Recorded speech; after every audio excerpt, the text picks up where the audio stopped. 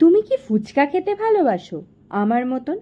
কলকাতার স্ট্রিট ফুডের মধ্যে ফুচকা কি তোমাদের ভীষণ ফেভারিট, ঠিক আমারই মতন? তাহলে আর দেরি না করে একদিন সময় করে চলে এসো বিবেকানন্দ পার্কের ফুচকা খেতে।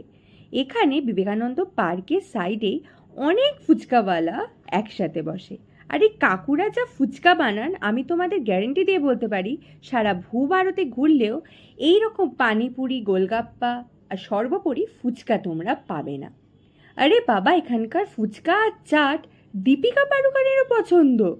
জানো, একটা ইন্টারভিউতে উনি পরিষ্কার বলেছেন যে সব্যসাচী মুখার্জির বুটিকের সামনে যে বিবেকানন্দ পার্কের ফুচকা চাট পাওয়া যায় তা অসাধারণ।